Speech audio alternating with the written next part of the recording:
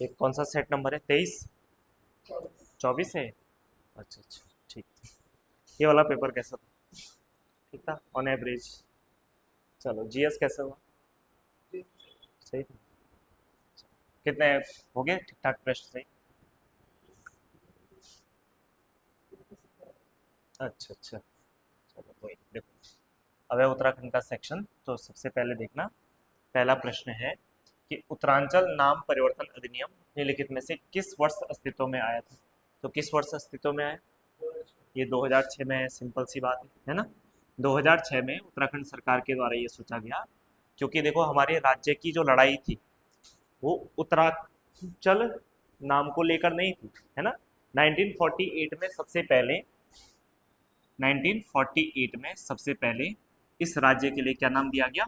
उत्तराखंड दिया गया था। क्या दिया गया था? उत्तराखंड दिया गया था।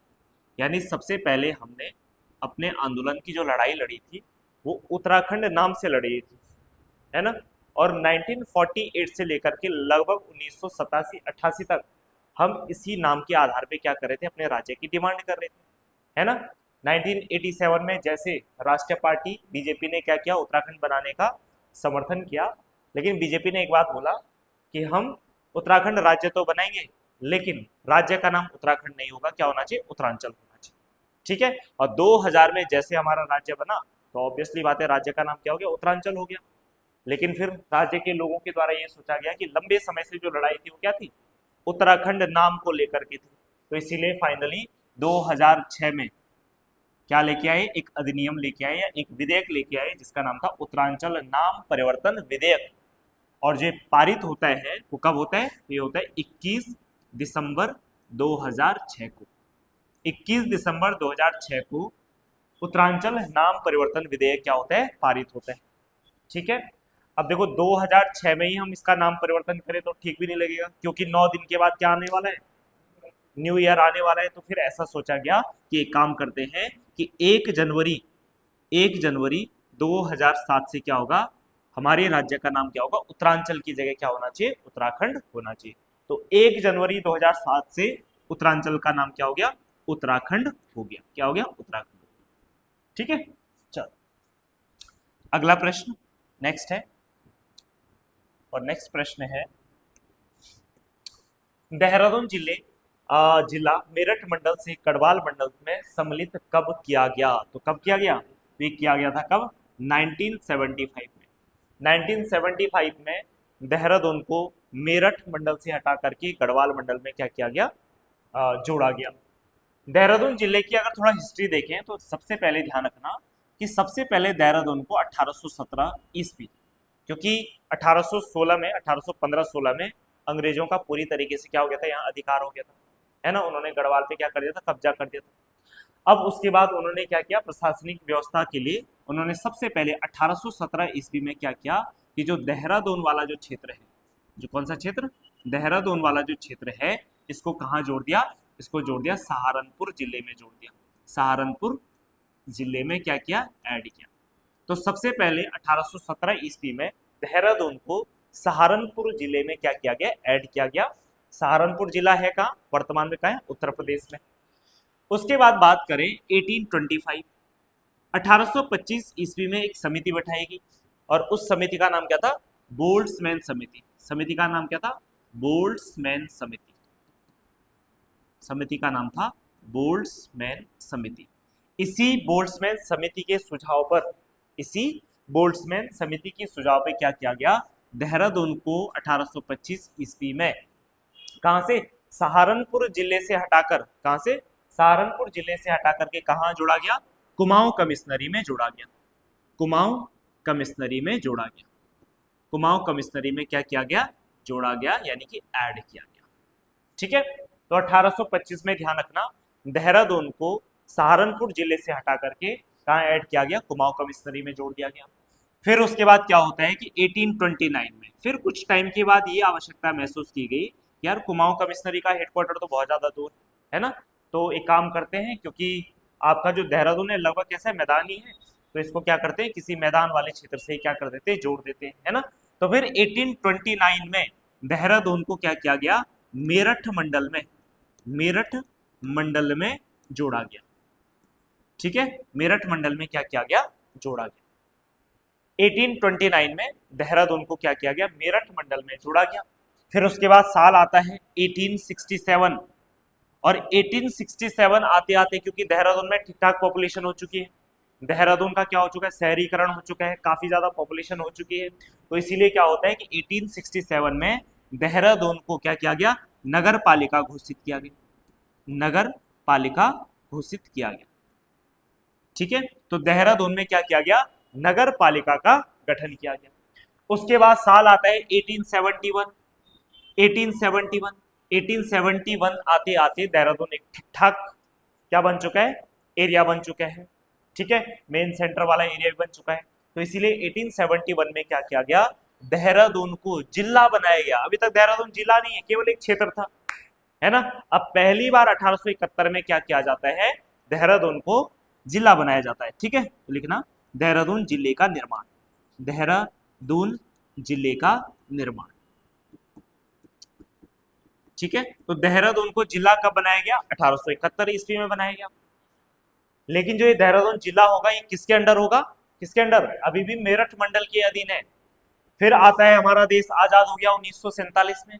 उसके बाद उसके लगभग कितने साल के बाद, लगभग 27-28 साल के बाद 1925 में, क्योंकि अब तक क्या बन चुका है, आपका गढ़वाल मंडल बन चुका है, तो इसीलिए 1925 में, 1925 नहीं 1975 में देहरादून को क्या किया गया, गढ़वाल मंडल में जोड़ा गया, गढ़वाल मंडल में जोड़ा गया। ठीक है, तो देहरादून की हमें क्या रखनी, हिस्ट्री याद रखनी की कि प्रशासनिक रूप से देहरादून का कब क्या क्या किया गया। तो सबसे पहले 17 में सहारनपुर जिले में जोड़ा गया, 25 में बोल्ट्समैन समिति की सिफारिश पे इसे कुमाऊं कमिश्नरी में जोड़ा गया, 1829 में मेरठ मंडल में जोड़ा गया, 1867 में देहरादून नगर पालिका का गठन किया गया, 1871 में देहरादून जिले का निर्माण किया गया, और 1975 में देहरादून को मेरठ मंडल से हटा करके गढ़वाल मंडल में क्या किया गया, शामिल किया गया।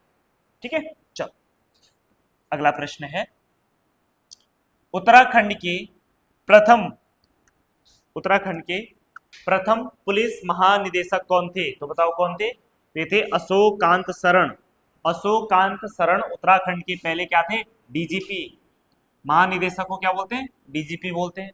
फुल फॉर्म क्या हो जाएगी, डायरेक्टर जनरल ऑफ पुलिस हो जाएगा। ठीक है, चलो ये तो थे पहले। अगर मैं आपसे पूछूं कि वर्तमान, चलो ये थे पहले, पहले मतलब जो पहली बार उत्तराखंड के क्या बने, डीजीपी बने। अगर प्रश्न ये आ जाए कि उत्तराखंड के पहली महिला डीजीपी, ठीक है, तो तब क्या हो जाएगा, हाँ, प्रथम महिला डीजीपी, प्रथम महिला डीजीपी। तो उत्तराखंड की पहली महिला डीजीपी हो जाएगी, बिल्कुल ठीक, कौन सा, कंचन चौधरी भट्टाचार्य, राइट। तो उत्तराखंड की पहली महिला डीजीपी कंचन चौधरी भट्टाचार्य। ठीक है, और अगर आपसे ये पूछा जाए कि वर्तमान में उत्तराखंड के डीजीपी कौन है, तो वर्तमान में उत्तराखंड के डीजीपी कौन है, दीपम सेठ। कौन है, दीपम सेठ। वर्तमान में उत्तराखंड के जो डीजीपी हैं उनका नाम है दीपम सेठ।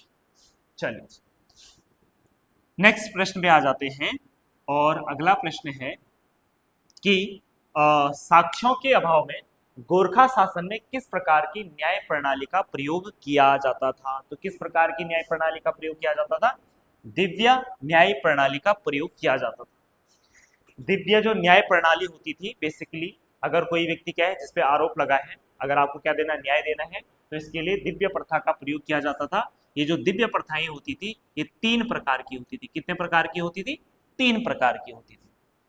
सबसे पहले कौन कौन से बताओ, एक हो जाएगा आपको कौन सा, गौलादीप, ठीक है। दूसरा कौन सा हो जाएगा, कड़ाई दीप, और तीसरे प्रकार का क्या था, इसको बोला जाता था तराजू दीप, बोला जाता है तराजू दीप या दिव्य। दीप या दिव्य बात एक ही है, ठीक है। कभी कभी दीप वर्ड का प्रयोग होगा तो कभी कभी दिव्य शब्द का प्रयोग होगा।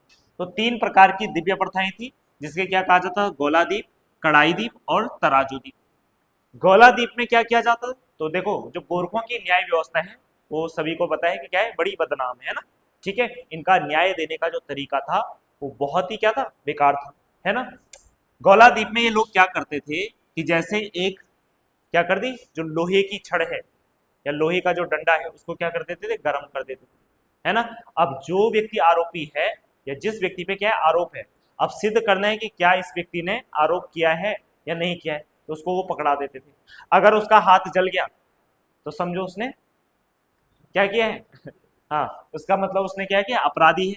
अगर हाथ नहीं जला अपराधी नहीं है। तो ये कौन सी बात होगी, गर्म लोहे की छड़ पकड़ोगे तो हाथ तो जलेगा ही जलेगा ना। सीधा सीधा मामला है कि अगर केस आ गया तो सीधे सीधे सजा मिलनी चाहिए, है ना, नहीं तो ऐसी कोई बात ही नहीं। तो यानी कि यहाँ पे क्या की जाती थी, गर्म लोहे की छड़, गर्म लोहे की छड़ को क्या किया जाता था, पकड़ाया जाता था। ठीक है, हाथ जल गया तो दोषी, नहीं जला तो निर्दोष हो जाएगा। कढ़ाई द्वीप में क्या होता था, तो कढ़ाई द्वीप में एक कढ़ाई में क्या कर देते थे, तेल गर्म कर देते थे। अब जिस व्यक्ति पे आरोप है तो उसे क्या कर दे, उसका हाथ डाल देंगे उसमें। अगर उसका हाथ जल गया तो इसका मतलब उसने अपराध किया है, नहीं जला तो नहीं, अब यार है ना, गरम तेल की कढ़ाई में हाथ डालोगे तो हाथ तो जलेगा ही जलेगा। ठीक है, तो कढ़ाई द्वीप में क्या करते थे, कढ़ाई में तेल गरम करके हाथ डाला जाता था। तराजू द्वीप में क्या करते थे, तराजू द्वीप में ऐसा किया जाता था कि जैसे मान लो जिस व्यक्ति पे अपराध साबित करना है, ठीक है, तो एक दिन पहले उसका वेट नापा जाता था। अब वेट कैसे मापा जाता था, तो तराजू की एक तरफ उस आदमी को बैठा दिया और दूसरी तरफ क्या कर दिया, पत्थर रख दिए, है ना। अब पत्थर तब तक रखते जाना है जब तक वो वेट बैलेंस ना हो जाए। ठीक, तो ये तो कर दिया एक दिन पहले। अब वो पत्थर रखने एक जगह पे छुपा करके, है ना, फिर अगले दिन फिर से वेट नापा जाएगा। अगर वेट कम निकला तो व्यक्ति दोषी है, अगर ज्यादा निकला तो निर्दोष है ना। तो ऐसी ऐसी व्यवस्था थी तराजू दी। इसके अलावा देखो ये 3 प्रकार की दिव्य प्रथाएं तो थी, इसके अलावा कुछ और प्रथाएं भी इनके उसमें क्या थी, मौजूद थी। जैसे कौन कौन सी प्रथाएं हैं, जैसे तीर का दीप आपने सुना हो, जैसे कौन सा था, तीर का दीप, एक ये हो गया। एक आपका कौन सा हो गया, बौ काटी हार्या का द्वीप, बौ काटी हार्या का दीप। इसके अलावा काली हल्दी का दीप, काली हल्दी का दीप। इसके अलावा घात का दीप, घात का दीप। ठीक है, देखो अगर ये पूछा जाए कि मेन 3 दिव्य प्रथाएं कौन सी थी, तो 3 ये हो जाएंगी, गौलादीप, कड़ाई दीप, तराजू दीप। अगर ये आ जाता है कि इनके अलावा और कौन कौन सी दिव्य प्रथाएं प्रचलित थी, तो तीर का दीप, बौ काटी हारे का दीप, काली, और आपका कौन सा हो जाएगा, घात का दीप। ठीक है, तीर का दीप में वो तीर चलाते थे, बौ काटी हार्या दीप आप तैरने तैरने से संबंधित था, है ना। काली हल्दी का दीप, देखो काली हल्दी एक होती पीली हल्दी, एक होती काली हल्दी। पीली हल्दी क्या होती है, स्वास्थ्यवर्धक होती है, लेकिन काली हल्दी क्या होती है, जहरीली होती है। और इसमें क्या किया जाता है, जिस व्यक्ति पे आरोप है उसको काली हल्दी का जूस पिलाया जाता है ना। अगर आदमी बच गया तो निर्दोष है, नहीं बचा तो यानी कि दोषी था, वहीं से सजा भी मिल गई, है ना। अब बाकी घात का दीप तो आप जानते हैं, घात डालना सुना ही होगा आपने, है ना। स्थानीय भाषा में घात का दीप क्या करते थे, जैसे देवता के सामने क्या बोलते, किसी को क्या कर दिया, वो कर दिया, है ना, बद्दुआ दे दी, तो इसको क्या बोलते हैं, घात का दीप कहा जाता था। ठीक है, चलो जी आगे बढ़े। हाँ जी, हाँ तो उन्होंने तो मेन शुरू किया है घात का दीप, है ना। इसमें क्या करेंगे कि जैसे 2 व्यक्ति हैं, अभी पता नहीं है कि विवाद है दोनों के बीच में, कौन दोषी है कौन सही है नहीं पता, है ना। अब ऐसे कंडीशन में क्या करते थे, दोनों व्यक्ति जो चोरी गई जो चीज है ना, उसको ले जाके देवता के सामने जाना, दोनों पक्ष, है ना, फिर वो चीज देवता के सामने रख लेना था, है ना। अब जो व्यक्ति सही होगा वो वहां से उस चीज को उठा देगा, है ना। इसका मतलब जिसने नहीं उठाया तो वो दोषी है, जिसने उठा लिया वो दोषी नहीं है। अब इसमें ये नहीं है कि उठा लेंगे क्यों, क्योंकि उस टाइम पे देवता को तो बहुत मानते थे ना लोग, तो उस टाइम पे ये चीज कोई नॉर्मल बात नहीं थी कि जैसे आजकल उठा दिया तो क्या फर्क पड़ रहा है ना। उस टाइम पे उसके बाद, क्योंकि उसके बाद जो भी करता तब देवता ही करता ना अगर आपने गलत तरीके से उठा दिया तो वो वाली बात हो जाती थी। ठीक, इसके अलावा ध्यान रखना, जैसे कोई गवाह है ना, और गवाह को जैसे आज के टाइम पे जो हमारी न्यायिक व्यवस्था है, आज के टाइम पे भी क्या होता है कि कहीं गवाह झूठ तो नहीं बोल रहा है, तो उसके लिए पहले क्या करना पड़ता है, शपथ दिलवानी पड़ती है ना। तो शपथ दिलवाने के लिए क्या करते हैं, गीता, है ना, हिंदू होगा गीता, मुस्लिम होगा तो कुरान, ऐसे ही अपने अपने धर्मों के हिसाब से, है ना। तो यानी कि गीता की कसम खिलाई जाती है। उस टाइम पे ये लोग किसकी कसम खिलाते थे? एक वो होता था, उसको बोलते थे हरिवंश। महाभारत का एक पार्ट है, उसको क्या बोलते थे? हरिवंश। तो हरिवंश की क्या खिलाई जाती थी? शपथ या कसम खिलाई जाती थी, ठीक है, गवाह को। तो ये ध्यान रखना है। चलो अगला प्रश्न आ जाते हैं। नेक्स्ट है, उत्तराखंड में शराब विरोधी आंदोलन के संदर्भ में क्या सही नहीं है, ये बताना है। देखो, यह आंदोलन महिलाओं द्वारा मुख्य रूप से प्रेरित था, तो क्या ये बात सही है? अगर मान लो इस आंदोलन के बारे में आपने कभी नहीं भी पढ़ा तो तब भी सही है ना, क्योंकि ऑब्वियसली बात है, सबसे ज्यादा परेशान शराब से कौन रहता है? पुरुष थोड़ी रहते हैं, है ना? कौन रहता है? महिलाएं रहती है ना? तो हमेशा महिलाएं क्या करती है? इसका विरोध करती है। तो वैसे भी आप इस पॉइंट को सही मान सकते थे। इनका नारा था नशा नहीं रोजगार दो, ये बात भी बिल्कुल सही है ना? 1984 के अराउंड ये नशा विरोधी आंदोलन हमारे राज्य में महिलाओं के द्वारा चलाया गया था, है ना? तो महिलाओं को कहना था सरकार से, आप खुद ही सरकार शराब बांट रहे हैं, तो शराब मत बांटो, आप हमें क्या दो? रोजगार दो, ठीक है? तो यानी कि दूसरी बात भी बिल्कुल ठीक है।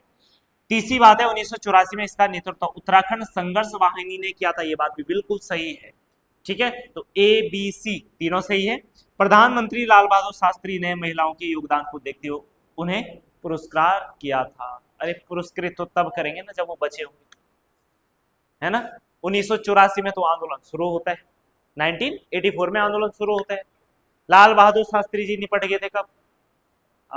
कब शहीद हो गए थे लाल बहादुर शास्त्री जी? 1966 ईस्वी में, है ना? तो आपको पता है प्लेन जो क्रैश हुआ था, ठीक है, अभी भी मिस्ट्री बनी है, ठीक? तो लाल बहादुर शास्त्री ज्यादा साल नहीं रहे, लगभग 2 साल रहे, है ना? भारत के सबसे बेहतरीन, बहुत बेहतरीन प्रधानमंत्रियों में से ये भी एक थे। जय जवान जय किसान वाला नारा भी इन्होंने दिया था, है ना? तो ध्यान रखना, यहाँ पे आपके तीनों सही है और ये चौथा वाला, अच्छा, प्रश्न के हिसाब से डी वाला सही हो जाएगा, ठीक है? ये गलत है, ठीक है, क्योंकि शराब विरोधी आंदोलन के संदर्भ में ये वाला ठीक नहीं, तो प्रश्न के हिसाब से ये वाला ठीक हो जाएगा। अगला प्रश्न है, उत्तराखंड में किस शासन को स्वर्ण युग के रूप में जाना जाता है? तो देखो, क्या कत्यूरी साम्राज्य को जाना जाता है? तो बिल्कुल, कत्यूरी जो शासन था इसको उत्तराखंड में स्वर्ण युग के रूप में जाना जाता है, क्योंकि कत्यूरियों के समय पर हमारे यहाँ पे खूब सारा आर्ट एंड कल्चर का क्या होता है? डेवलपमेंट होता है। इस टाइम देखो, कत्यूरियों के ही समय, जो कत्यूरी या कार्तिकेय पूर्व, है ना, एक ही मान लेते हैं लगभग, ठीक है? इसी टाइम को क्या बोलते हैं? स्थापत्य कला का स्वर्ण युग भी कहा जाता है, का स्वर्ण युग भी कहा जाता है, ठीक है? इस टाइम पे आपने देखा होगा खूब सारे जो उत्तराखंड के आज के डेट में हमें जो मंदिर देखने को मिलते हैं पुराने, ये कत्यूरियों के समय पे ही क्या हुआ था? इनका निर्माण हुआ था, है ना? ठीक है। बाकी कुड़िंद के बारे में कई बार बता चुका हूँ, कुड़िंद जल, कुड़िंद कुड़िंद पश्य, है ना? ऐसे अलग अलग उसमें अलग अलग नामों से जाना गया है। बाकी देखो, कार्तिकेयपुर के बारे में अगर थोड़ा बहुत एक दो चीजें और जैसे मैं क्या क्या बता चुका हूँ कार्तिकेयपुर के बारे में। कत्यूरी वाला कहाँ पर है? बैजनाथ घाटी वाला है ना, यानी कि बागेश्वर वाला। और कार्तिकेयपुर कहाँ वाला है? ये चमोली जोशीमठ वाला है ना। ऐसा माना जाता है कि इसी कार्तिकेयपुर की क्या थी? ब्रांच थी, ठीक है। चलो अगला प्रश्न नेक्स्ट है, पावटी के निकट भगाणी नामक स्थल पर युद्ध गढ़ नरेश और किसके मध्य हुआ था? तो किसके मध्य हुआ था? तो ये हुआ था गुरु गोविंद सिंह के मध्य हुआ था। किसके मध्य हुआ था? गुरु गोविंद सिंह के मध्य हुआ था। जो डेट निकलती है इसकी, ये 18 सितंबर 1688 ईस्वी में गुरु गोविंद सिंह और गढ़ नरेश फतेह शाह के बीच में क्या होता है? युद्ध होता है। और इस बात की जो जानकारी मिलती है, गुरु गोविंद सिंह का एक नाटक है और उस नाटक का नाम क्या है? उस नाटक का नाम क्या है? विचित्र नाटक, ठीक है। कौन सा है? विचित्र नाटक है, ठीक है। कौन सा नाटक है? विचित्र नाटक। तो गुरु गोविंद सिंह का जो नाटक है उसका नाम क्या है? विचित्र नाटक है। इसी विचित्र नाटक में गुरु गोविंद सिंह और फतेह शाह के बीच युद्ध का क्या मिलता है? वर्णन मिलता है। और कब होता है? 18 सितंबर 1688 ईस्वी में। और कहां पे हुआ था? भगाड़ी नामक स्थान पे हुआ था, ठीक है। कहां पे हुआ था? भगाड़ी नामक स्थान। बाकी फतेह शाह के बारे में देखो, इन्होंने सिरमौर पे अटैक किया था 1685 ईस्वी में, है ना। और सिरमौर पे जब इन्होंने अटैक किया 1685 ईस्वी में, इन्होंने सिरमौर उस टाइम पे हिमाचल प्रदेश को बोलते थे। सिरमौर पे क्या किया? अटैक किया। और जो देहरादून का बैराटगढ़, वो कालसी वाला जो क्षेत्र था, ये पहले सिरमौर के अंडर हुआ करता था, तो ये क्षेत्र इसने क्या कर दिए थे, जीत लिए थे। ठीक है, चलो। इसके अलावा देखो जो फतेह शाह थे, फतेह शाह के समय ही जो गुरु राम राय थे वो देहरादून आए थे, है ना, और इन्होंने गुरु राम राय को कुछ 3 गांव दान में दिए थे। कौन कौन थे, चामासारी हो गया, खुड़बुड़ा हो गया और राजपुर गांव हो गया। ये गांव इन्होंने क्या दिए थे, इनको दान में दिए थे। ठीक है, किसको, गुरु गोविंद सिंह को नहीं, किसको दिए थे, गुरु राम राय को दिए थे, है ना। और गुरु गोविंद सिंह कौन है, ये सिखों के 10वें गुरु या अंतिम गुरु है। अगला प्रश्न है, गोरखा शासन के समय शुभ अवसर व शादी के समय लिया जाने वाला कर कौन सा हुआ करता था। तो कौन सा कर हुआ करता था, टीका भेंट। ठीक है, इसको आप ऐसे भी याद रख सकते हैं, जब भी आप शादी विवाह में जाते होंगे, है ना, तो जब मेहमान बन के जाते हैं तो क्या लगता है, टीका लगता है ना। ठीक है, तो पहले के टाइम पे 10 रुपये भी बहुत होता था, अब तो ज्यादा लगता होगा, है ना। ठीक है, तो टीका भेंट, इसी को क्या कहा जाता है, टीका भेंट। तो शादी या शुभ अवसर पे टीका भेंट। वहीं पुंगाड़ी की बात करें तो पुंगाड़ी किस पे लगता था, भूमि कर होता था। पुंगाड़ी कैसा होता था, भूमि कर होता था। पुंगाड़ी, पुंगाड़ी आप लोग जानते हैं, पुंगड़ा या पुंगाड़ी किसे कहा जाता है, गढ़वाल या कुमाऊं में किसको, खेत को पुंगाड़ी कहा जाता है या पुंगड़ा कहा जाता है। ठीक है, इसके अलावा देखो भूमि पर लिया जाने वाला जो एक कर था, इसी कर के माध्यम से सैनिकों को क्या मिलता था, वेतन मिलता था। ठीक है, सैनिकों का वेतन जो है वो इसी से दिया जाता था। सैनिकों का वेतन जो है वो किससे दिया जाता था, पुंगाड़ी कर से दिया जाता था। इसके अलावा एक होता था सलामी कर, और सलामी कर किस लिए होता था, तो ये नजराना, नजराना या इसी को भेंट कर कहते हैं, इसी को क्या कहते हैं, भेंट कर। मान लो जैसे उस टाइम पे गोरखा का जो भी उस टाइम पे सूबा होता होगा या राजा जो भी उस टाइम पे गोरखाओं का था, अगर मान लो अपने क्षेत्र में भ्रमण कर रहा है, अब भ्रमण करते टाइम किसी ने राजा को देख लिया तो सीधे क्या होगा, भाई टैक्स ला चल, है ना। राजा को देखने के लिए टैक्स पड़ता था। ठीक है, तो इसी को क्या बोलते थे, सलामी कर बोलते थे। अगला आता था तिमारी कर, और तिमारी कर की बात करें तो तिमारी कर किसके लिए होता था, सैनिकों को देकर होता था, सैनिकों को देकर। ठीक है, सैनिकों को जो सीधे सीधे जो कर दिया जाता था उसको बोलते थे तिमारी कर कहा जाता था। इसके अलावा गोरखाओं ने कई सारे और कर भी लगाए थे, जैसे एक कर था कौन सा, कुसई, कुसही कर। तो ये कुसही कर किस पे लगाया जाता था, ये लगाया जाता था ब्राह्मणों पे। तो देखो इन्होंने ब्राह्मण भी नहीं छोड़े थे, क्योंकि गोरखों से पहले ब्राह्मणों को एक बहुत रिस्पेक्ट तरीके से क्या किया जाता था, डील किया जाता था। गोरखों ने बोला नहीं तुम कौन सा अलग हो, है ना, अब आपको भी क्या देना पड़ेगा, कर देना पड़ेगा। तो कुसही कर किस पे लगाया, ब्राह्मणों पे लगाया। इसके अलावा एक कर और हुआ करता था जिसको बोला जाता है सौण्य फागुन कर, सौण्य फागुन कर, सौण्य फागुन कर। सौण्य फागुन से समझ, सौण्य सौण फागुन, फागुन का महीना, है ना, और सौण का जो महीना होता है यानी श्रावण का जो आजकल ये वाला महीना है, ये भी गोरखाओं के लिए क्या है, सबसे इंपॉर्टेंट महीना होता है। ठीक है, होता है ना, क्योंकि सावन के महीने किसके लिए समर्पित है, भगवान शिव को समर्पित है, और गोरखा लोग भगवान शिव को बहुत ज्यादा मानते हैं, है ना। जैसे हमारे यहाँ पे क्या है, पंच केदार है, पंच केदार में भगवान शिव के अलग अलग पार्ट्स की क्या होती है, पूजा होती है, अलग अलग शरीर के अलग अलग भागों की क्या होती है, पूजा होती है ना। जैसे केदारनाथ में पीठ की हो जाएगी, तुंगनाथ में भुजाओं की हो जाएगी, मध्यमेश्वर में मध्य भाग, है ना, और रुद्रेश्वर में रौद्र रूप की, और कल्पेश्वर में कल्प की पूजा हो जाएगी। जहां भगवान जी के जो जो अंग निकले उन्हीं की क्या होती है, पूजा होती है। और ऐसा माना जाता है कि पूरे भगवान, पूरा शिव जहां निकला, वो कहाँ निकला, बोल कहाँ निकला, कहाँ निकला, नेपाल में निकला, है ना। और आपने सुना पशुपतिनाथ, नेपाल में कौन सा मंदिर है, भगवान शिव का पशुपतिनाथ। तो पूरे शिव भगवान कहाँ निकले थे, पशुपतिनाथ में निकले थे। इसलिए यहाँ पे भगवान के पूरा क्या होता है, शरीर की यहाँ पे क्या होती है, पूजा होती है पशुपतिनाथ। ठीक है, चलिए, तो ये सौण्य फागुन तो क्या हो जाएगा आपका, तो सौण्य फागुन क्या होता है कि गोरखों का जो उत्सवों पे जो खर्च होता है, किस पे, उत्सवों पे होने वाला जो खर्च होता था उसको बोलते थे सौण्य फागुन कर। उसके अलावा एक कर और होता है जिसको बोलते हैं सायर। सायर जो कर होता था ये सीमा कर होता था, सीमा व चुंगी कर। ठीक है, सीमा व चुंगी कर होता था। इसके अलावा बात करें तो एक और कर लिखेंगे आप, बहता कर। ठीक है, एक कर होता था कौन, बहता, ठीक है। और बहता कर किस पे लगता था? छुपाई गई संपत्ति पर, छुपाई गई संपत्ति पर लगने वाला कर। और उसके अलावा एक होता था रहता कर, और रहता कर उन व्यक्तियों पे लगाया जाता था जो गांव छोड़ के भाग जाते थे, है ना, क्योंकि गोरखों के डर से लोग भाग जाते थे, तो जो भागेंगे, ठीक है, उन पे कौन सा कर लगता था? रहता कर लगता था। तो ये कर बड़े इंपॉर्टेंट है ना। गोरख, चाहे गोरखा शासन के टाइम हो, चाहे चंदकालीन हो, चाहे पवारकालीन हो, जो टैक्स वाला जो पोर्शन होता है ये बड़ा इंपॉर्टेंट है। एक प्रश्न यहां से बन जाता है। अगला प्रश्न आ जाते हैं कि अल्मोड़ा से प्राप्त मुद्राओं में निम्नलिखित में से किस कुड़िंद के नाम है?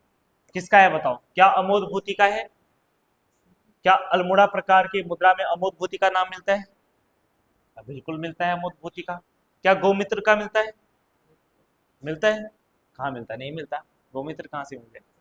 ये तो है ही नहीं। ठीक है। हरदत्त का मिलता है? शिवदत्त का मिलता है? बिल्कुल मिलता है। तो 1 2 3, तो कितने हो गए? कौन सा ऑप्शन मिल रहा है? A B C. अच्छा कोई नहीं है? ए सी डी, ए सी डी होना चाहिए, ये यहाँ पे डी भी होना चाहिए। ठीक है, ए सी डी। गौमित्र नहीं है। ठीक है। अमोदभूति, हरदत्त, शिवदत्त, 8 राजाओं के नाम मिलते हैं, उनमें से ये थे अमोदभूति, हरदत्त और शिवदत्त हो जाएगा। अगला प्रश्न आ जाते हैं। उत्तराखंड में महाशम संस्कृति से संबंधित आकृतियां द्वारा हाट में चंद्रेश्वर मंदिर में निम्नलिखित में से किसने खोजी थी? तो बताओ किसने खोजी थी? तो किसने खोजी थी? रॉबर्ट, हाँ, कार्नक के द्वारा खोजी गई थी। रॉबर्ट कार्नक के द्वारा 1877 में, कब? 1877, 1877 ईस्वी में खोजा गया था। कब खोजा गया था? 1877 ईस्वी में। और 1877 ईस्वी में इन्होंने जो खोजा, ये कैसा खोजा था? कहाँ, कैसे मिली? 12 समानांतर पट्टियों में कितने कप मार्क्स मिले थे? 200 कप मार्क्स मिले थे। कितने? 200 कप मार्क्स। 1877 ईस्वी में जब रॉबर्ट कॉर्नाक मंदिर के सामने उत्खनन कर रहे थे, तो इनको 12 समानांतर पट्टियों में 200 क्या मिले? कप मार्क्स मिले। कप मार्क्स का मतलब होता है ओखली। ओखली हम जानते हैं, ओखली क्या होती है कि जैसे पहले के टाइम पे गांव में क्या होता था, अनाज वगैरह कूटने के लिए क्या होता था, है ना, चौक में या आंगन में क्या होता था? ओखली होती थी ना। ठीक है। और उसी आकृति के क्या मिले हमें? बहुत ज्यादा ओखलियां मिली, है ना, जंगल के बीच मिल गई, कहीं कहीं मिल गई। और एक की जगह 200 होना अपने आप में थोड़ा अलग बात हो जाती है ना। ठीक है। चलो, तो ये खोजा गया था। सबसे पहले ओखलियों की खोज के क्रम में अगर मैं बात करूं, तो सबसे पहले 1856 में, सबसे पहले 1856 में, कब? 1856 में एक आदमी हुई जिनका नाम क्या है? हेनूट। ठीक है। हेनूट के द्वारा खोजा गया। किसके द्वारा? हेनूट के द्वारा खोजा गया। और कहां पे खोजा गया था? देवीधुरा। और देवीधुरा कहां पर है? चंपावत। कप मार्क्स की खोज में सबसे पहले कप मार्क्स की खोज 1856 में हेनवुड ने किया। और कहां पे किया था? देवीधुरा में किया था। इसके अलावा देखो, कप मार्क्स की खोज में एक और आदमी है, उनका नाम क्या है? यशोधर मठपाल। और यशोधर मठपाल ने पश्चिमी रामगंगा घाटी में एक नौला ग्राम आता है, वहां पे 73 कप मार्क्स की खोज करी थी। कहां पे? पश्चिमी रामगंगा घाटी में कौन सा गांव? नौला ग्राम। ये भी लिख देना, पेपर में आया हुआ है। नौला ग्राम में कप मार्क्स की खोज किसने करी? तो ये करी यशोधर मठपाल ने। किसने करी थी? यशोधर मठपाल ने करी थी। ठीक है। और कितने खोजे थे? 73 कप मार्क्स। राइट। चलो, अगला प्रश्न है, कत्यूरी काल में प्रभात तार कौन थे? तो कौन थे भाई? ये थे भूमि की माप करने वाला अधिकारी। भूमि का मेजरमेंट करने वाला अधिकारी को प्रभावतार या प्रभातार भी कहते थे। क्या कहते थे? प्रभातार कहा जाता था।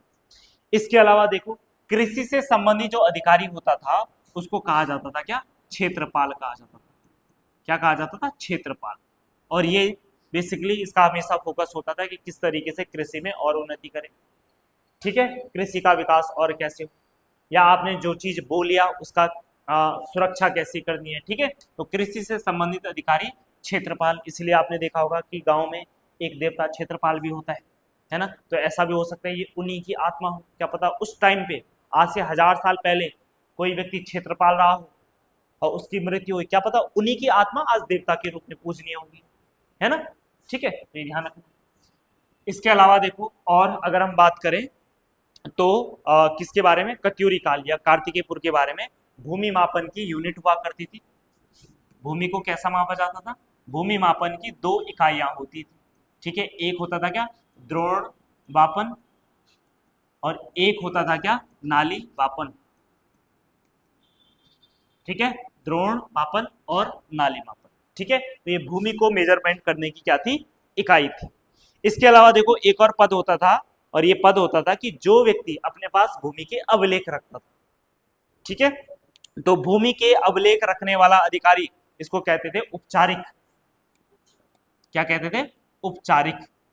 क्या कहा जाता था, उपचारिक कहा जाता था, या इसी को पटकोषचारिक भी कहा जाता था, पटकोषचारिक भी कहा जाता था, पटकोषचारिक भी कहा जाता था, ठीक है। तो उपचारिक या पटकोषचारिक अधिकारी कौन हुआ, जो भूमि के अभिलेख को अपने पास रखते हैं, जैसे वर्तमान में कौन रखते हैं, पटवारी रखते हैं, है ना, तो ऐसे उस टाइम पे कौन होता था, उपचारिक, ठीक है। और वही भूमि की नाप करने वाला अधिकारी ये प्रभातार होता था। कृषि से संबंधित अधिकारी क्षेत्रपाल, और भूमि मापन की इकाई क्या होती थी, क्या होती थी, द्रोण मापन और नाली मापन।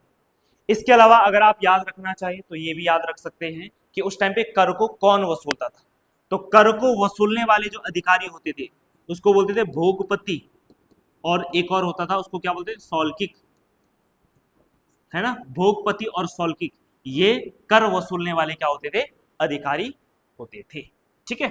चलो अगला प्रश्न है, नेक्स्ट, उत्तराखंड राज्य के केदारनाथ में 2013 में आई भीषण आपदा के संबंध में कौन सा कथन सही है, उसके आधार पे हमें कोड का चयन करना है। सबसे पहले यह आपदा 16-17 जून 2013 को आई थी, तो ये बात बिल्कुल सही है, ठीक है, 16 और 17 जून की जो रात थी उस रात को ये आपदा आई थी। इस आपदा के पश्चात मंदाकिनी नदी की लंबाई में 5 किलोमीटर की वृद्धि हुई, ये बात भी सही है। इससे निपटने के लिए सेना द्वारा ऑपरेशन सूर्य होप चलाया गया, बिल्कुल चलाया गया था, है ना, ठीक है। और उसके अलावा राज्य के ज्ञात इतिहास में सबसे बड़ा भूस्खलन था, क्या बात सही है, हाँ तो भूस्खलन तो आया है ना, सारा पहाड़ कई पूरा घाटी वो होगी, ठीक है, ठीक, तो यानी कि ये बात भी क्या होगी, अपने आप में बिल्कुल सही होगी, है ना। तो देखो सबसे बड़ा तो है ही ना, सबसे बड़ा इसलिए देखो इतने सारे लोग मरे, तो आपका कोई ऑप्शन है जिसमें सभी है, तो सी ऑप्शन आपका क्या हो जाएगा, करेक्ट आंसर हो जाएगा, ठीक है। इसी आपदा के बाद आपने देखा होगा कि उत्तराखंड सरकार ने एक नई फोर्स भी बनाई थी, उस फोर्स का नाम क्या था, SDRF, है ना, कब हुई थी SDRF की स्थापना, 2013 में, ठीक है, तो ये भी आपको ध्यान में रखना है। चलिए जी अगला प्रश्न है, उत्तराखंड में विंटर लाइन से संबंधित सत्य कथन को कूट के माध्यम से चुनना है। तो सबसे पहले देखो यह एक प्राकृतिक घटना है जो मसूरी में घटती है। देखो सबसे पहले समझिए विंटर लाइन, विंटर मतलब सर्दी, लाइन मतलब सर्दियों में पड़ने वाली लाइन, और सर्दियों में पड़ने वाली लाइन का मतलब है जब सुबह या शाम को जब सूर्य ढलता है तो उस टाइम पे क्या होता है, एक लंबी सी लाइन बनती है जहां पे सूर्य ढलता है ना, उसी को विंटर लाइन कहा जाता है, और ये कुछ एरिया से दिखाई देता है, सबसे अच्छा ये मसूरी से दिखाई देता है ना, ठीक है। चलिए तो इसके अलावा, हाँ इसके अलावा कहाँ, स्विट्जरलैंड से दिखाई तो और जगह से भी दिखाई देता है, ऐसा थोड़ा नहीं और जगह से नहीं दिखाई देता, पर मसूरी एक फेमस स्थान हो गया तो मसूरी एक आम सी बात हो गया ना। अब चाहो तो आप इधर खलंगा की पहाड़ी वहां से भी दिखता है ना, पर मेन मसूरी है तो मसूरी आ गया, है ना। यह एक प्राकृतिक घटना है तो ऑब्वियसली बात है प्राकृतिक है, ठीक है। यह एक सीमा रेखा है जो मैदानी एवं पर्वतीय क्षेत्र को विभाजित करती है, तो बिल्कुल गलत हो जाएगा, इसका मैदान और पर्वत क्षेत्र से लेना देना है ही नहीं। यह सूर्यास्त के समय 15 से 20 मिनट तक सूर्य की क्षैतिज लाल किरण है, तो ये बात बिल्कुल सही है, इसी को तो विंटर लाइन कहते हैं। यह घटना दिसंबर एवं जनवरी महीने में होती है, तो ऑब्वियसली बात है जब सर्दियों का टाइम होता है उसी टाइम पे होता है, तो यानी कि 1, 3 और 4, 1, 3, 4 ये, तो ऑप्शन सी आपका करेक्ट आंसर हो जाएगा। ऐसी घटना या तो मसूरी से दिखती है या यूरोप में स्विट्जरलैंड से दिखती है, ठीक है। चलो अगला प्रश्न है, देखो चौकी घाट की बात करें तो चौकी घाट कहाँ है, तो चौकी घाट है नैनीताल में। तिमली पास कहाँ पर है, तो ये देहरादून में है। कोटद्वार कहाँ है, तो ये तो सभी को है पौड़ी। और ब्रह्मदेव ये कहाँ है, आपका चंपावत में है, ठीक है। तो 1 का 2, 2 का 1, 1 का 2, 2 का 1, एक का दो, दो का एक और तीन चार, देखो बी ऑप्शन आपका करेक्ट हो जाएगा। अगला प्रश्न, चमोली जिले में स्थित वह ताल जो कर्णप्रयाग से नंद प्रयाग के मार्ग पर स्थित है और इसके निकट नंदा देवी मंदिर स्थित है, तो कौन सा है, बैनी ताल हो जाएगा। ठीक है, बाकी ये सारे ताल भी आपको कहाँ पे मिल जाएंगे, चमोली में मिल जाएंगे। चमोली में अगर एक दो ताल आपको और देखना है तो देखो, बताओ चमोली में और कौन कौन से ताल हैं। चमोली में है कौन सा है, सिंह ताल, नरसिंह ताल और ठीक है रूप कुंड है ना, कितने सारे ताल हैं चमोली में। नेक्स्ट प्रश्न पे आ जाते हैं, जानवी नदी किससे संबंधित है, तो जानवी नदी देखो भागीरथी की सहायक नदी है। ठीक है, और कहाँ पे मिलती है भागीरथी के साथ, ये मिलती है कहाँ पे, भैरव घाटी, लंका व भैरव घाटी के बीच में, लंका व भैरव घाटी के बीच में ये नदी जो है वो कहाँ पे मिल जाती है, भगीरथी नदी के साथ मिल जाती है। अगर बात करें कि ये जानवी नदी निकलती कहाँ से है, तो निकलती कहाँ से निकलती है, ये उत्तर काशी में एक दर्रा है, इस दर्रे का नाम क्या है, थांगला दर्रा। उत्तर काशी में थांगला दर्रे से निकलती है और आगे बढ़ते हुए ये भागीरथी में लंका व भैरव घाटी के बीच में क्या हो जाता है, इनका संगम हो जाता है। ठीक है, बाकी देखो भागीरथी नदी की अगर मैं बात करूं तो बाकी भागीरथी की सहायक नदी कौन कौन सी है, तो देखो एक है कौन सी, अस्सी गंगा है, इसके अलावा कौन सी गंगा है, सिया गंगा है।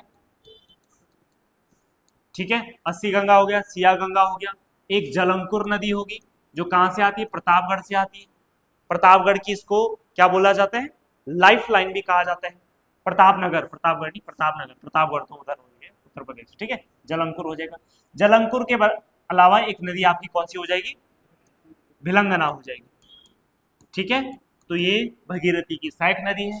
अलकनंदा तो आपको पता ही है, विष्णु घाट हो गया आपका, और इसके अलावा धौली गंगा, नंदाकनी, मंदाकनी, और उसके अलावा आपकी कौन सी नदी होगी, पिंडर होगी। ठीक है, ये सारी आपकी अलकनंदा की। यमुना की बात करें तो यमुना की सहायक नदी में एक कमल घाट महत्वपूर्ण है। ठीक है, क्योंकि ये पुरोला से आती है और इसको पुरोला की लाइफ लाइन भी कहा जाता है, यानी जीवन रेखा भी कहा जाता है। ठीक है, बाकी बरनी घाट, ठीक है, हनुमान घाट, कितने सारे घाट हैं, गाड़ गाड़ वाले आगे, इसका मतलब वो यमुना की सहायक नदी है। ठीक है, इसके अलावा यमुना की और सहायक नदी में आपकी एक टोंस नदी आ जाती है और एक नदी आपकी कौन सी आ जाएगी, आसन। ठीक है, ये नदियां हो जाएगी। पश्चिमी रामगंगा की बात करें तो पश्चिमी रामगंगा की कौन कौन सी सहायक नदियां हैं, एक है खारोगाड़, खारोगाड़ हो गया। ठीक है, इसके अलावा विनो हो गया। ठीक है, पलानी हो गया। ठीक है, उसके अलावा गगास हो गया या गागस हो गया। ठीक है, तो ये किसकी सहायक नदी है, पश्चिमी रामगंगा की सहायक नदी है। खारोगाड़, विनो, पलानी, गागस। इसके अलावा एक और नदी है जो सल्ट से आती है, उसको कौन सी नदी बोलते हैं, जो सल्ट से आती है, नेल नदी। बहुत बड़ी नदी तो नहीं है, लेकिन सल्ट से, सल्ट इंपॉर्टेंट एरिया है तो इसलिए याद रख सकते हैं आप। अगला प्रश्न नेक्स्ट है, नंदी कुंड शिव भगवान ने पांडवों को अपने दर्शन दिए थे, ये बात बिल्कुल सही है। सूर्य तप्त कुंड उत्तराखंड का सबसे गर्म कुंड है, ये बात भी सही है। गौरी कुंड गर्म कुंड, स्नान योग्य है, तो बिल्कुल है। क्या, हाँ तो है उत्तर, कहाँ पर, तप्त सूर्य या तप्त कुंड ना, उसको तप्त कुंड भी बोलते हैं। ठीक है, जो भी कुंड गर्म है उसको तप्त कुंड भी बोल देते हैं। हाँ, नाम बद्रीनाथ में भी तप्त कुंड है, तप्त कुंड आपको उधर भी मिल जाएगा, गौरी कुंड वाले को भी तप्त कुंड बोल देते हैं। ठीक है, ऐसी कोई दिक्कत वाली बात नहीं है। ठीक है, और इसके अलावा बाकी इसमें तो सारे सही सही, शंकराचार्य ने इसी में भगवान विष्णु की मूर्ति खोजी थी। ठीक है, तो है कोई ऐसा जो सभी सही है, डी ऑप्शन सही है। ठीक है, तब तो कुंड बोल देते, उसमें ऐसा कुछ नहीं है। ठीक है, देखो अगला प्रश्न है, सतोपंत, घस्तोली, रत्ताकोण, लक्ष्मीवन जैसे बुग्याल कहाँ हैं, तो देखो ये है चमोली में। ठीक है, कहाँ है, चमोली में। इसके अलावा देखो चमोली में कई सारे आपको क्या मिल जाएंगे, बुग्याल मिल जाएंगे। जैसे कौन से बुग्याल है, जैसे एक है वेदनी बुग्याल। ठीक है, उसके अलावा कैला बुग्याल है बद्रीनाथ के आसपास, एक क्वारी बुग्याल है। ठीक है, इसके अलावा वैली ऑफ फ्लावर है ना, वेदनी हो गया, कैला हो गया, क्वारी हो गया। ठीक है। और कौन कौन से बुग्याल हो जाएंगे आपके, और इसके अलावा जैसे गुरसो है, ठीक है, गुरसो हो जाएगा, ठीक है, ओली हो जाएगा, इसके अलावा एक बगजी हो जाएगा, बड़ा इंपॉर्टेंट है। इसके अलावा कुछ देखो हैं तो बहुत सारे, लेकिन हम कुछ खर्क वाले देख लेते हैं ना, जो खर्क वाले बुग्याल हैं, जैसे कौन कौन से, एक है राज खर्क, राज खर्क है, ठीक है, लातू खर्क है, ठीक है, इसके अलावा जैसे केचुआ खर्क है, इसके अलावा चंबा खर्क है, ठीक है, कौन सा हो जाएगा, चंबा खर्क हो जाएगा। इसके अलावा जैसे अविन खर्क हो जाएगा, अविन, अविन खर्क हो जाएगा। और इसके अलावा आपका एक खर्क कौन सा है, खादू खर्क, ठीक है, कौन सा खर्क, खादू खर्क, ठीक है। तो ये सारे खर्क आपके कहां पर है, चमोली जनपद में है। क्या ये, तो ये बुग्याल है। ऐसे एक और खर्क आता है कसनी खर्क, तो कसनी खर्क है बागेश्वर में, ठीक है। और एक और खर्क आता है जो मधमेश्वर में, कौन सा खर्क बोलते हैं उसको, है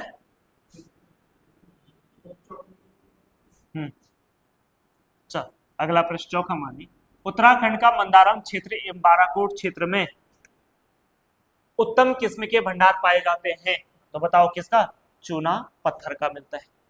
देखो अगर हम चूना पत्थर की बात करें तो जो चूना पत्थर मुख्य रूप से मिलता है आपका, एक तो देहरादून में मिलता है, एक आपका टिहरी गढ़वाल में, एक आपका पौड़ी गढ़वाल में, और आपका चमोली। ये मुख्य 4 जनपद हैं। ये मुख्य आपके कितने जनपद हैं, 4 जनपद हैं जहाँ पे क्या मिलते हैं आपके, चूना पत्थर मिलता है। और जगह मिलता है लेकिन कम मिलता है, सबसे ज्यादा आपका यहाँ पे मिलता है। अगर मंदारम और बारकोट क्षेत्र की बात करें तो ध्यान रखना, देहरादून में जो कालसी है, इसी कालसी के निकट ये क्षेत्र स्थित है आपके, ठीक है। इसके अलावा देहरादून में ही अगर हम बात करें तो देहरादून में ही एक एरिया आता है मसूरी, मसूरी में जो है यहाँ पे एक उच्च श्रेणी का क्या मिलता है, हाँ एक चूना पत्थर मिलता है जिसको क्या बोलते हैं, क्रीम रंग का भारी, क्रीम रंग का भारी व सख्त चूना पत्थर, वह सख्त चूना पत्थर ये कहाँ पे मिलता है, तो मिलता है आपके मसूरी में। इसके अलावा देखो देहरादून में ही डोईवाला की कुछ दूरी पे भी क्या मिलता है आपको, चूना पत्थर मिल जाता है, ठीक है। इसके अलावा चमोली के पीपलकोटी नामक स्थान पे उच्च क्वालिटी का क्या मिलता है, चूना पत्थर मिलता है, पीपलकोटी, ठीक। तो ये कुछ बातें आपको याद रखना है। देखो सोने की अगर बात करें तो वैसे सोना हमारे राज्य में तो मिलता है नहीं, लेकिन थोड़ा सा पार्टिकल के रूप में, है ना, पार्टिकल के रूप में आपको ये मिल जाएगा कहाँ पे, शारदा व रामगंगा घाटी में, रामगंगा नदी घाटी में मिल जाएगा, ठीक है। किसके, बालू में मिल जाता है, हल्के फुल्के पार्टिकल्स के रूप में, ना के बराबर। इसके अलावा कभी कभी आपके अलकनंदा और पिंडर घाटी में मिल जाता है बालू में, ठीक है, ये भी याद रखना है। सीसा की बात करें तो सीसा का ही एक अयस्क होता है जिसको बोलते हैं सिलिका सैंड, क्या बोलते हैं, सिलिका सैंड कहा जाता है। और जो सिलिका सैंड मिलता है मुख्य रूप से आपका पिथौरागढ़, पिथौरागढ़ अल्मोड़ा देहरादून, ठीक है, पिथौरागढ़ अल्मोड़ा देहरादून। और इसके अलावा उत्तरकाशी, इसके अलावा उत्तरकाशी, टिहरी गढ़वाल और पौड़ी गढ़वाल में आपका ये मिल जाएगा, ठीक है। और टिन के रूप में ध्यान रखना, टिन केवल कहाँ मिलता है, चमोली में मिलता है, टिन केवल और केवल कहां पे मिलता है, चमोली में मिलता है। अगला प्रश्न है, उत्तराखंड के तराई क्षेत्र में मिलने वाली मृदा में किसकी कमी पाई जाती है, तो ये नाइट्रोजन और फास्फोरस की क्या मिलती है, कमी मिलती है। देखो पानी की तो वैसे भी कमी नहीं हो सकती ना, नाम ही तराई क्षेत्र है, तो तराई क्षेत्र में पानी की कमी कैसे हो जाएगी। अगला प्रश्न है, कुमाऊं भाबर खेतीहर न्यास निधि की स्थापना कब की गई, 1906 या 1918, 1906, एक बार चेक कर लेना इसको, ठीक है, एक बार इसमें थोड़ा इन दो में कंफ्यूजन देख लेना, ठीक है, क्योंकि किसी किताब में 1918 भी दे रखे हैं, ठीक, एक बार इसको रीचेक करके बता दूंगा मैं आपको, ठीक है। हाँ, तो ये किसी किताब में 1918 दे रखे, आप श्योर हो 1906, हाँ, तो एक बार इसको दोबारा हम चेक कर लेंगे, ठीक है। अगला प्रश्न है, वर्ष 2011 की जनगणना के अनुसार 2001-11 के दौरान 10 के वृद्धि में सर्वाधिक बढ़ोतरी हुई है, तो सर्वाधिक हुई है उधम सिंह नगर में। उधम सिंह नगर में जो 10 के वृद्धि दर है तो ये कितना है, ये है 33 ये कितना है 33.45%, 33.45%, वहीं अगर देहरादून में बात करें तो देहरादून में 32.33%, ठीक है, 32.33%। हरिद्वार में बात करें तो 30.63%, और नैनीताल में बात करें तो नैनीताल में कितना है, 25.13%, 25.13%। सबसे ज्यादा ग्रोथ रेट इधर हुई है 10 साल में, तो यानी कि नंबर 1 पे तो ये होगा, नंबर 2 पे कौन होगा, देहरादून, नंबर 3 पे हरिद्वार, नंबर 4 पे आपका नैनीताल हो जाएगा। ठीक है, ऐसे ही सबसे कम में देख लेते हैं। तो सबसे कम जहां पे 10 की वृद्धि रही है वो रही है आपके कहां पे, पौड़ी में। पौड़ी में सबसे कम लोग बढ़े, पौड़ी के बाद अल्मोड़ा, पौड़ी के बाद अल्मोड़ा, ठीक है। अल्मोड़ा के बाद अगला डिस्ट्रिक्ट आता है टिहरी गढ़वाल। कौन सा आता है, टिहरी गढ़वाल। टिहरी गढ़वाल के बाद कौन सा, बागेश्वर, और बागेश्वर के बाद पिथौरागढ़। इसके अलावा ध्यान रखना ये 2 जनपद ऐसे हैं जहां पे 10 की वृद्धि दर कैसी रही है, ऋणात्मक रही। ऋणात्मक मतलब यहाँ पे जनसंख्या बढ़ी नहीं है बल्कि घटी है 10 साल में, तो ऐसा ग्रोथ रेट को क्या बोलते हैं, ऋणात्मक बोलते हैं। ठीक है, तो कभी कभी प्रश्न ये भी आ जाता है सीधे सीधे, किन 2 जनपदों में 10 की वृद्धि दर ऋणात्मक रही है, तो पौड़ी और अल्मोड़ा। ठीक है, चलो अगर मैं पूरा उत्तराखंड की बात करूं ओवरऑल में, तो उत्तराखंड में 10 की वृद्धि दर कितनी थी, हाँ उत्तराखंड में 10 की वृद्धि दर तो ये थी कितनी, 18.81%। और भारत की कितनी है, भारत की 10 की वृद्धि दर ये थी 17.7%, ये इंडिया की है। चलिए अगला प्रश्न,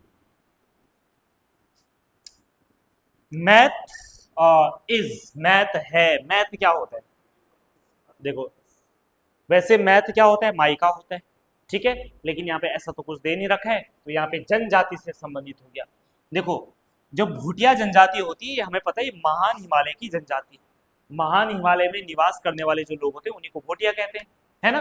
अब जो भोटिया लोग होते हैं, देखो महान हिमालय में होता क्या है कि जो नीचे नीचे वाला एरिया होगा महान हिमालय का, अब देखो टॉप में तो होंगे, नीचे वाला जो 3000 मीटर की ऊंचाई के आसपास वाला जो एरिया होगा 3-4 हजार, ठीक है, वहां पे क्या होता है कि देखो 6 महीने बर्फ होती है, तो जब 6 महीने लगातार वहां पे बर्फ होगी तो वहां पे रहना पॉसिबल नहीं, इसीलिए बाकी जो 6 महीने जो शीत ऋतु के 6 महीने होते हैं ये लोग नीचे शिफ्ट हो जाते हैं, और जैसे ग्रीष्म ऋतु आते हैं तो फिर ये ऊपर अपने निवास स्थान चले जाते हैं। तो जो इनका अपना मूल निवास स्थान है, ठीक है, जहां बर्फ पड़ती है 6 महीने या 6 महीने लगातार बर्फ से ढका रहता है, उस स्थान को क्या बोलते हैं, मैत कहा जाता है। और वहीं जब ये शीतकालीन आवास के लिए नीचे की तरफ आते हैं तो उसको क्या बोलते हैं, उसको कहा जाता है गुंडा, लिखा है शीतकालीन, शीतकालीन, ठीक है। शीतकालीन आवास की अगर मैं बात करूं तो शीतकालीन आवास को ही क्या बोलते हैं, गुंडा कहते हैं, क्या कहते हैं, गुंडा या मनसा कहते हैं, ठीक है, गुंडा या मनसा कहा जाता है, ठीक है, गुंडा या मनसा कहा जाता है। देखो कितनी बार ये कितना ऋतु प्रवास कितनी बार करते हैं, 2 बार, 2 बार हो जाएगा, 2 बार करते हैं, मेन 2 बार करते हैं, लेकिन पिथौरागढ़ की जो जौहारी जनजाति होती है ये साल में 3 बार करती है। पिथौरागढ़ की जो जौहारी जनजाति होती है वो साल में कितनी बार करती है, 3 बार। जनरली वैसे कितनी बार करेंगे, 2 बार, लेकिन जौहारी जनजाति कितनी बार करती है, 3 बार करती है, ठीक है, कितनी बार करती है, 3 बार। भोटिया जनजाति के बारे में एक और चीज याद रखना है आपको कि लद्दाख में जो भोटिया रहते हैं उनको क्या कहा जाता है, उनको कहा जाता है भोटा। और वहीं हिमाचल प्रदेश का जो किन्नूर वाला जो क्षेत्र है वहां पे भोटियाओं को क्या कहते हैं, भोट कहा जाता है, क्या कहा जाता है, भोट का। और उत्तराखंड में क्या बोलते हैं, उत्तराखंड में भोटिया बोलते हैं। अगला प्रश्न है, निम्नलिखित में से बड़ी रेल लाइनों के टर्मिनल स्टेशन हैं कौन कौन है, तो देखो एक क्या काठगोदाम है, बड़ी टर्मिनल है, मतलब ये कॉमा हो गया है ना, है, कूट के माध्यम से बताना है, तो क्या बड़ा है, तो काठगोदाम में है, उसके बाद कोटद्वार में है, बड़ी लाइन ए और सी है कहीं, ए और सी, तो ए वाला आपका करेक्ट हो जाएगा, बाकी छोटी लाइन, ठीक है। अगला है, नेक्स्ट है, उत्तराखंड राज्य में 132 केवी से अधिक की क्षमता बिजली सप्लाई करने के लिए किसका गठन किया गया है, तो किसका गठन किया गया है, 132 से अधिक है, 132 से अधिक, पिटकुल की स्थापना, ठीक है।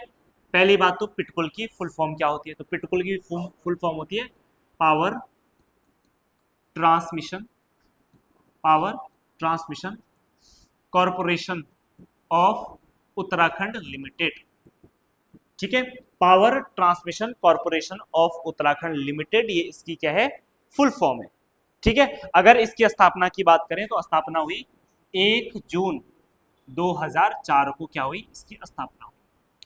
पिटकुल का मेन कार्य ये होता है कि जैसे डैम से क्या बन गई, बिजली बन गई। अब बिजली तो बन गई, अब उसको सप्लाई भी तो करना पड़ेगा मेन स्टेशन तक।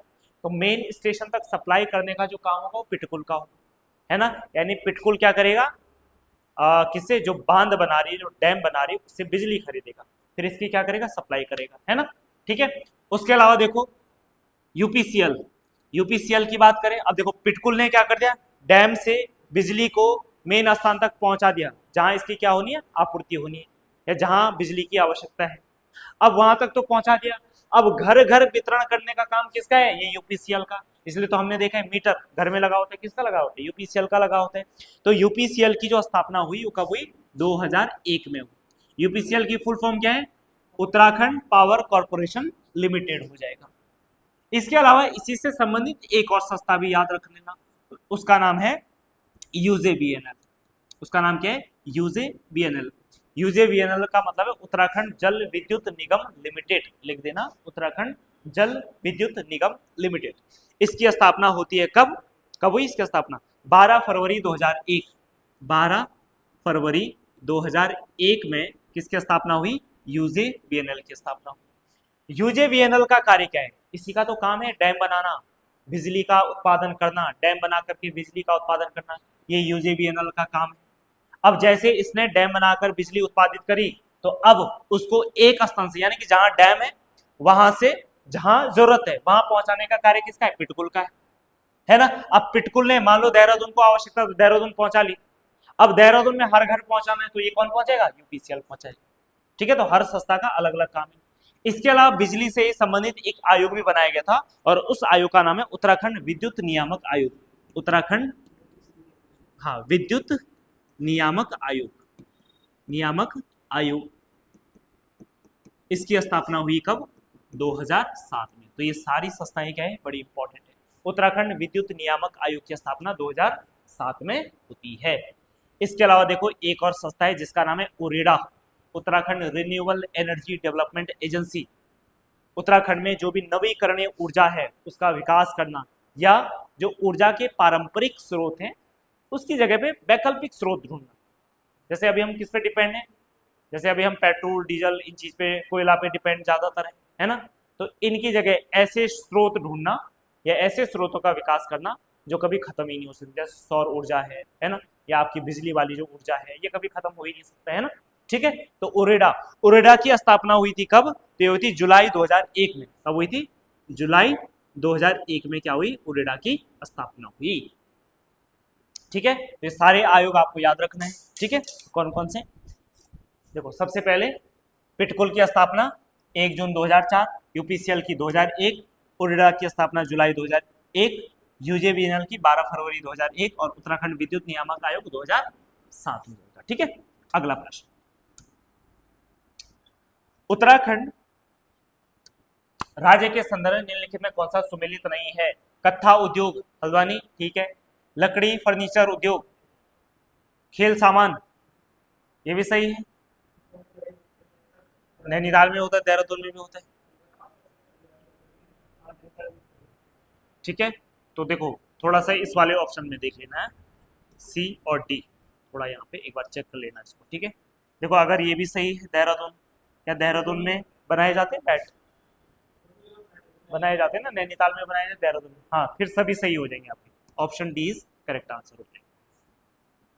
अगला प्रश्न, उत्तराखंड राज्य सरकार द्वारा अल्पसंख्यक कल्याण मंत्रालय कब बनाया गया, तो कब बनाया गया था, तो ये बनाया गया था कब, 24 अप्रैल 2012 को। कब बनाया गया था, 24 अप्रैल 2012 को बनाया गया था।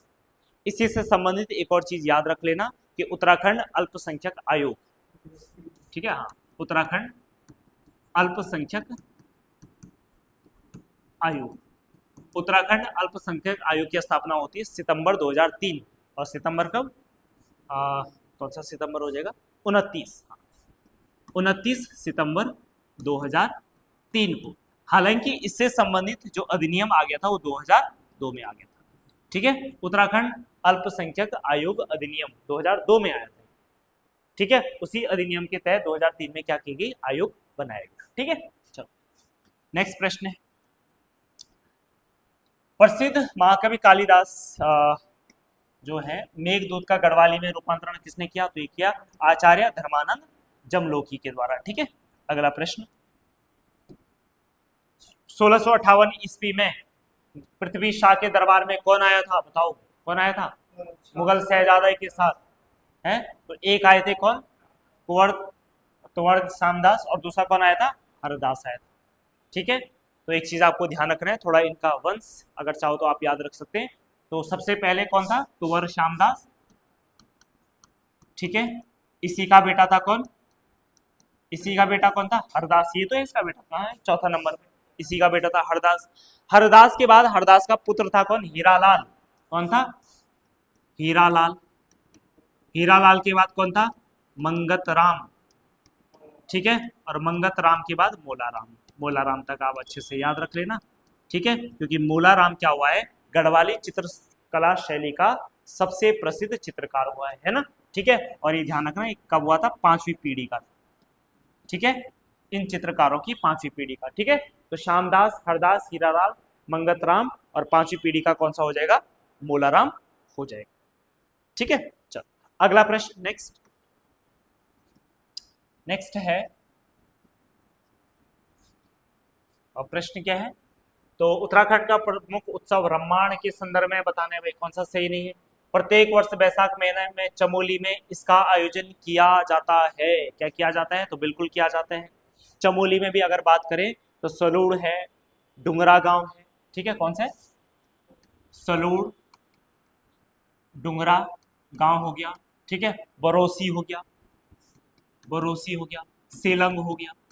इन गांवों में इसका क्या किया जाता है, आयोजन किया जाता है।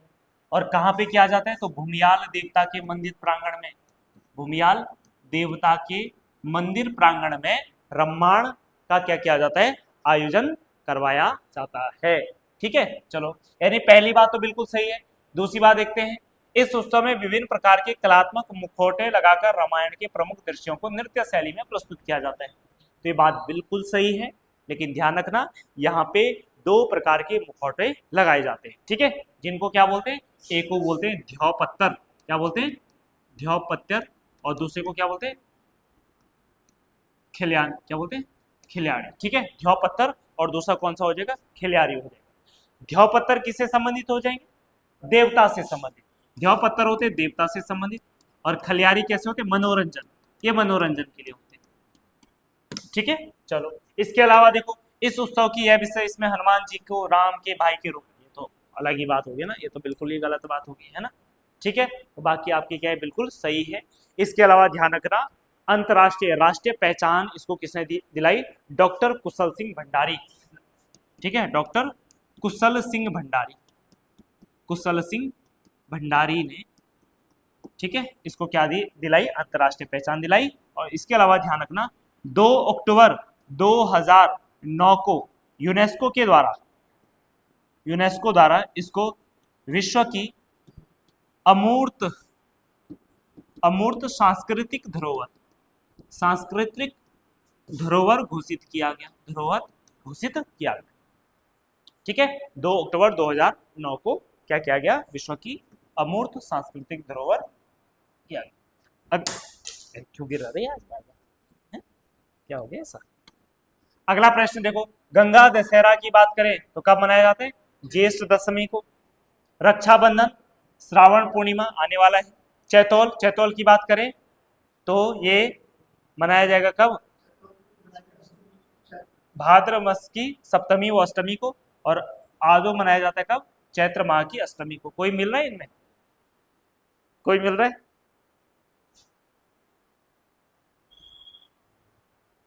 नहीं चैतौल होना था चैत्र मास की अष्टमी को, चैत्र मास की। चलो मैं दोबारा कर देता हूं इसको। देखो, गंगा दशहरा कहा गया, गंगा दशहरा, ज्येष्ठ अष्टमी, रक्षाबंधन, श्रावण पूर्णिमा, चैतौल मनाया जाता है चैत्र माह की अष्टमी, और ये इसी के साथ मैच कर जाएगा। ठीक है, कब नहीं नहीं इसमें यार ये तीसरा वाला, ठीक है, भाद्र मास की सप्तमी व अष्टमी, ठीक है।